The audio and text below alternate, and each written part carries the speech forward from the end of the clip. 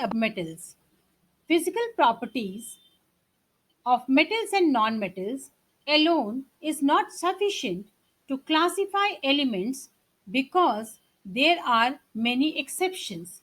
So, it's better to consider chemical properties.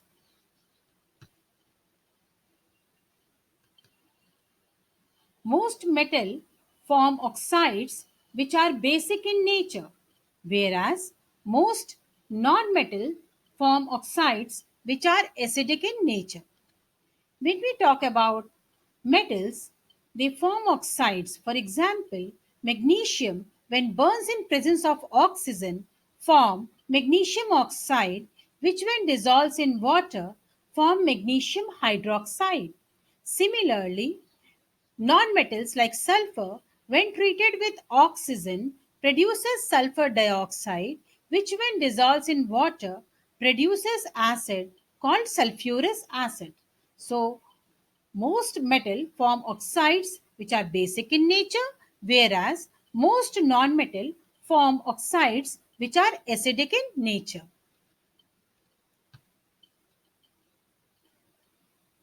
Chemical properties of metals.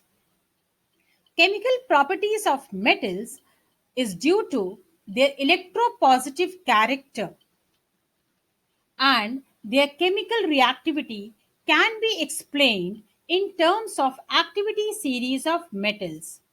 Reaction of metal with oxygen.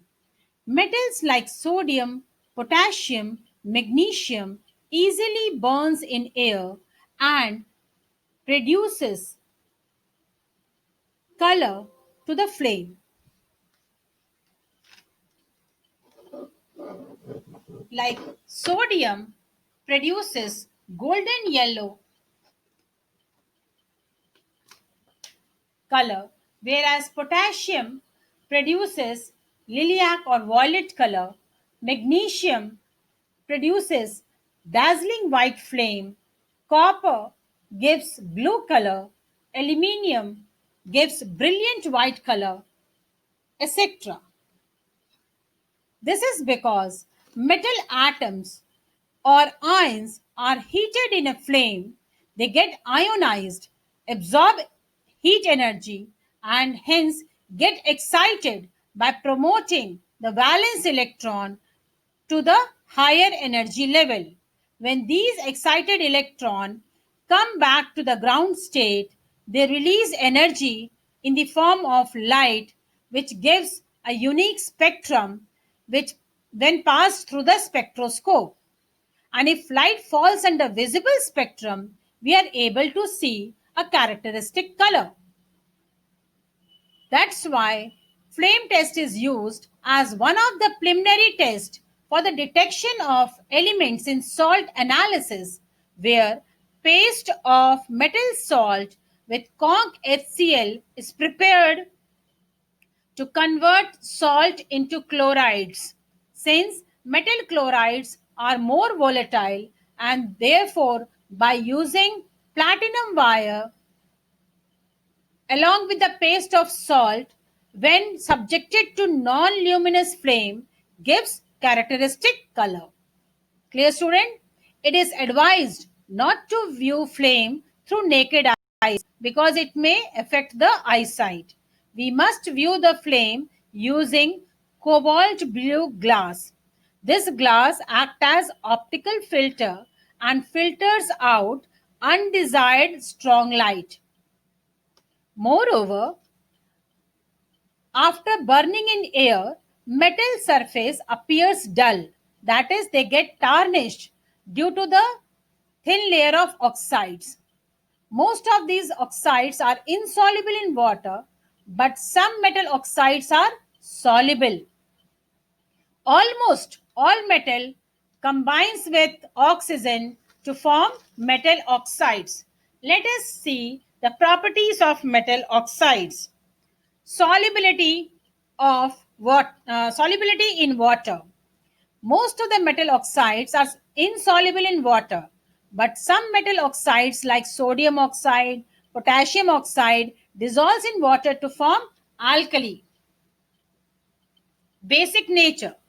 Most of the metal oxides are basic in nature, that is, dissolves in water to form alkali, which shows its basic nature. They react with acid to form salt and water, which confirm its basic nature. Amphoteric. Some metal oxides show basic as well as acidic nature, that is, reacts with acid as well as base. For example, aluminium oxide, zinc oxide. You can see aluminium oxide reacts with acid as well as base to form metal salts and water. In case of acid, it forms aluminium chloride, and in case of base, it forms sodium meta-aluminate. Now, students, metal oxides are acidic in nature also. Some metal oxides like chromium trioxide CrO3, manganese heptoxide Mn2O7, vanadium pentoxide V2O5, they show their acidic behavior. That is, some of the transition metals in their higher oxidation state, when combined with oxygen, forms metal oxides which are acidic in nature.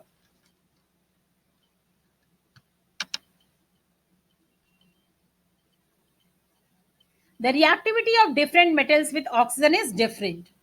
Now, sodium and potassium are most reactive, so they react vigorously with oxygen even at room temperature. They form mixture of oxides, like they form monoxide, peroxide, and superoxide. In case of lithium, it forms lithium monoxide. In case of sodium, it forms sodium oxide as well as peroxide. And larger cations like potassium, rubidium, cesium, they form superoxides. Now, reaction is so vigorous that these metal catches fire if kept in open. Therefore, these metals are kept under kerosene oil or paraffin wax to prevent burning. Magnesium reacts with dazzling white flame, and it produces white ash like powder called magnesium oxide. Other metals like aluminium, zinc, lead reacts with oxygen slowly at room temperature to form a protective layer of oxides which prevents a further oxidation, called self-protecting metals. Iron do not burn in air on strong heating, but iron filings burns vigorously when sprinkled on flame and glows brightly. Copper does not burn in air on strong heating, but on heating in air for a long time, or we can say prolonged heating, the copper gets coated with oxide called copper 2 oxide or cupric oxide. Metals like silver, gold, and platinum do not react with oxygen even at high temperature.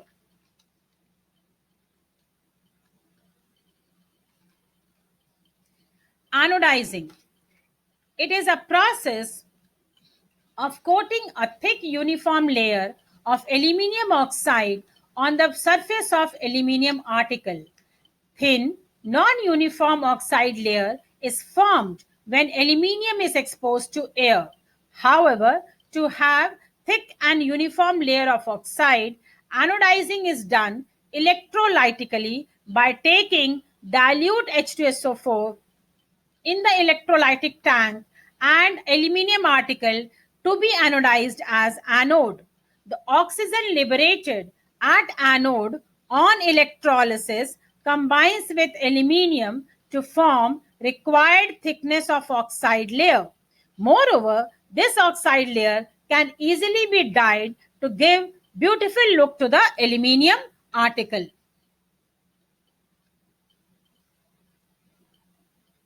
Now, reaction with water.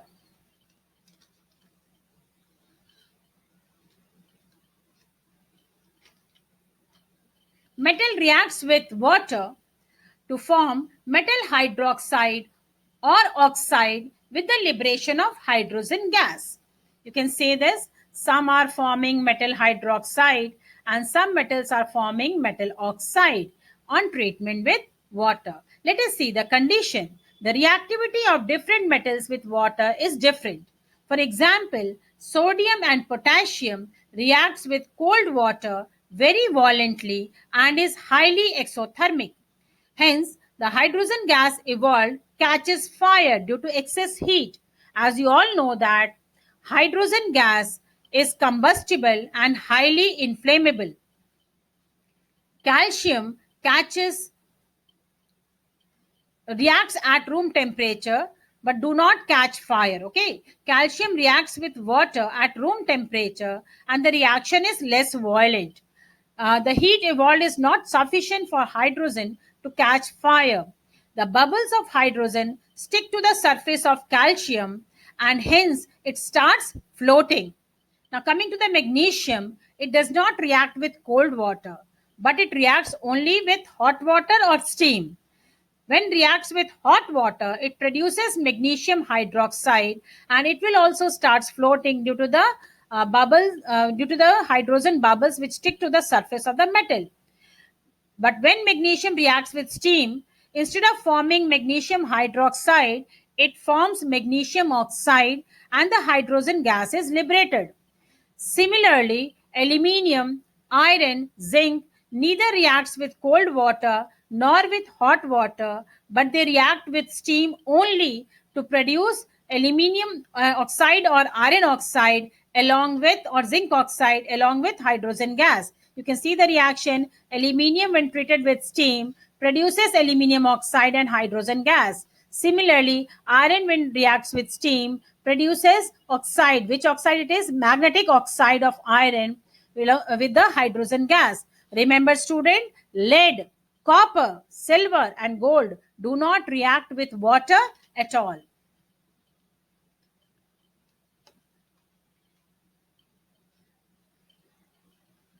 Now, this figure explains the action of steam on a metal. First, the metal sample, which is kept at the middle of the hard boiling tube, that is test tube. First, it is heated, and then the glass wool, which is kept at the end of the test tube, soaked with water, is heated. Are you able to understand? First, we will heat this metal sample. Once the metal gets heated up, now we will heat the glass wool soaked with water. This glass wool soaked with water will act as a source of steam. So it will produce steam, and this steam will react with the heated metal to produce hydrogen gas, which is collected by downward displacement of water. So are you able to understand the action of steam? From where the steam is coming out? It is coming out from the glass wool which is soaked with water. Once it is heated, it will produce steam and it will pass over this heated metal which is previously being heated, and then it will liberate the hydrogen gas. Clear?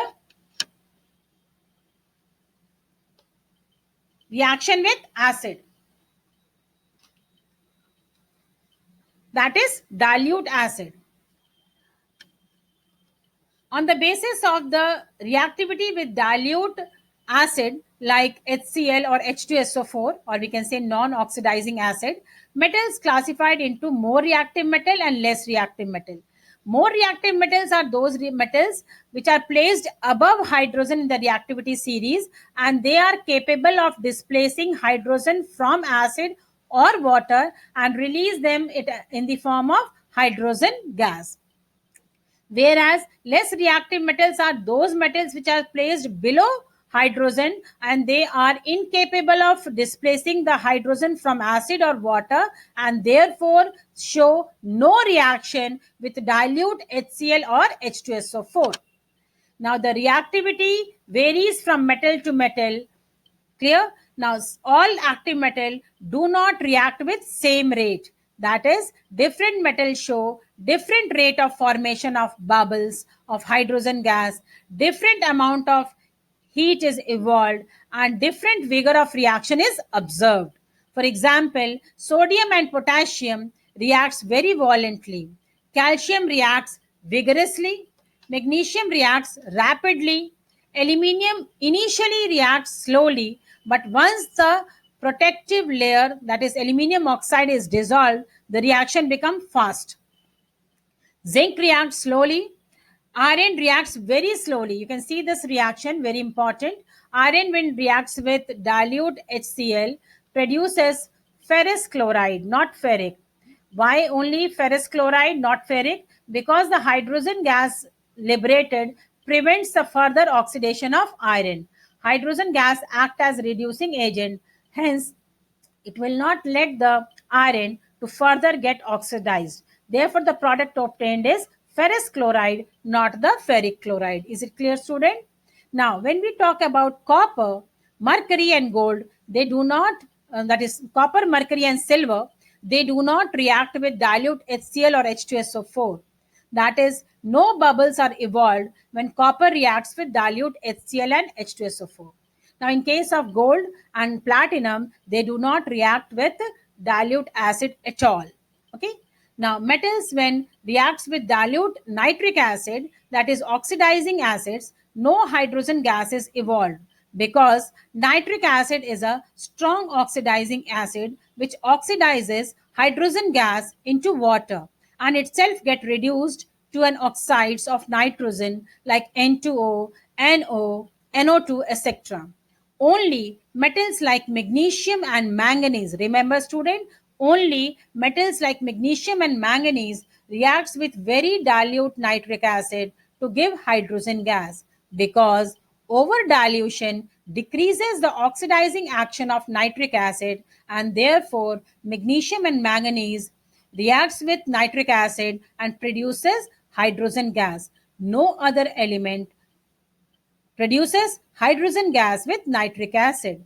Now, you can see here example of copper with conc nitric acid produces copper nitrate and nitrogen dioxide along with water. Here, no hydrogen gas is released. Instead, water is released because you all know that it is strong oxidizing agent, so it will oxidize the hydrogen produced to water. Is it clear, student? Now, gold and platinum do not react with pure and strong acids like HCl and HNO3 or H2SO4. They are called noble metals. These gold and platinum is called noble metal.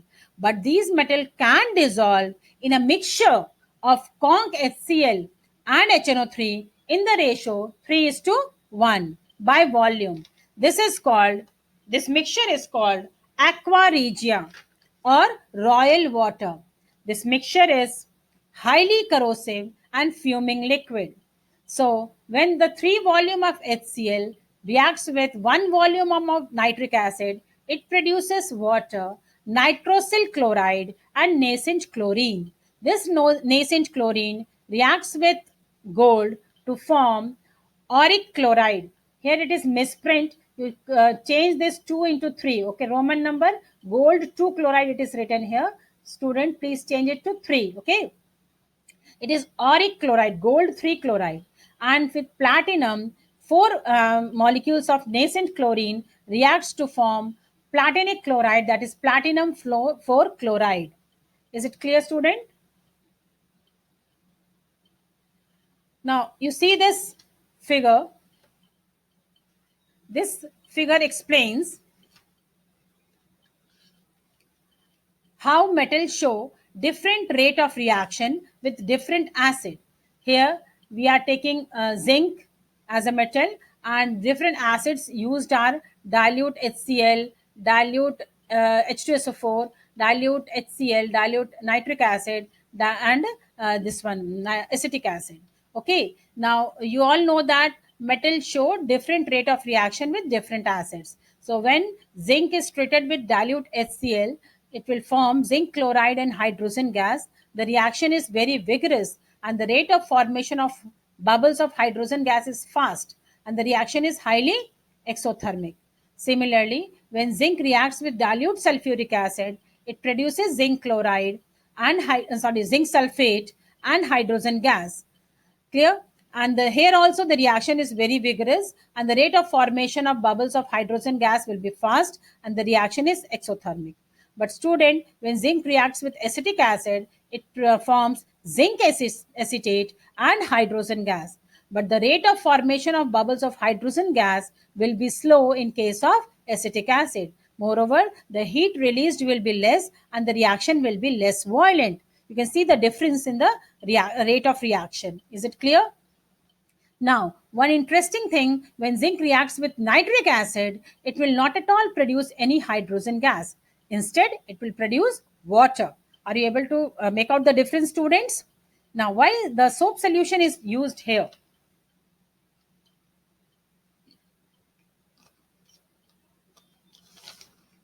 The soap solution is used for testing hydrogen gas. On passing hydrogen gas through soap solution, it does not get dissolved in it. That is, hydrogen gas does not get dissolved in it. And the solution easily form bubbles containing small amount of hydrogen gas. So the presence of hydrogen gas can be tested by bringing a burning splinter near the bubble. Then a popping sound is produced which can be heard easily. And since hydrogen gas bubbles are not formed with water, and therefore we use soap solution, not water in this case. Is it clear, student?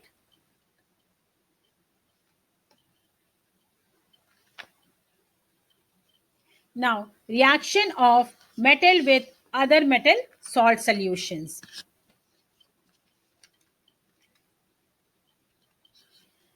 A reaction is in which more reactive metal displaces a less reactive metal from its salt solution is called displacement reaction. You can see the example: magnesium powder added to copper sulfate solution. The reaction will take 15 to 20 minutes to occur and will form a colorless magnesium sulfate solution with the pieces of copper deposited at the bottom. Similarly, when iron is placed in copper sulfate solution, the blue color of the copper sulfate solution fades and turns to green, pale green solution called ferrous sulfate solution with the deposition of copper metal over the iron nail. Similarly, in case of zinc with copper sulfate, the blue color fades to white color, or we can say transparent, colorless solution. That is nothing but zinc sulfate with the deposition of copper. Now, clear, student?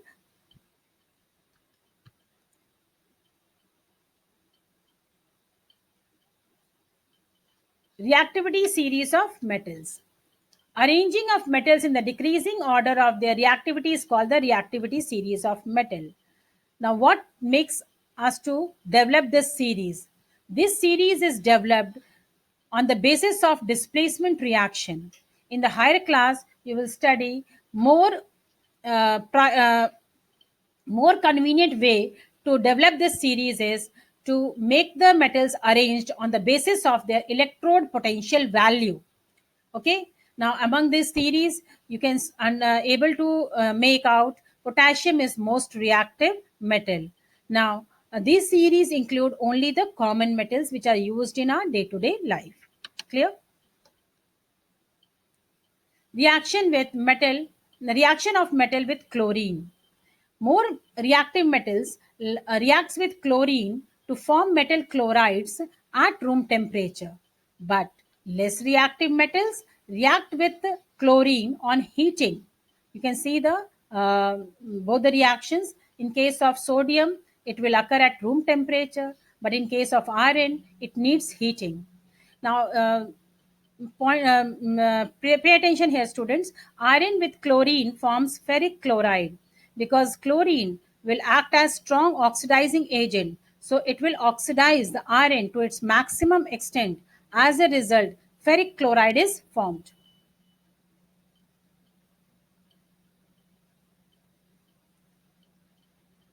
Now, coming to the reaction with hydrogen. When metal reacts with hydrogen, not all metals show this reaction. Only Only reactive metals like sodium, potassium, calcium, magnesium react with hydrogen to form metal hydrides. Now, by this, we come to know that metal loses electron, that is its valence electron, very easily, and therefore they act as strong reducing agent. We'll take up formation of ionic compound in the next class. Thanks for watching. Stay tuned.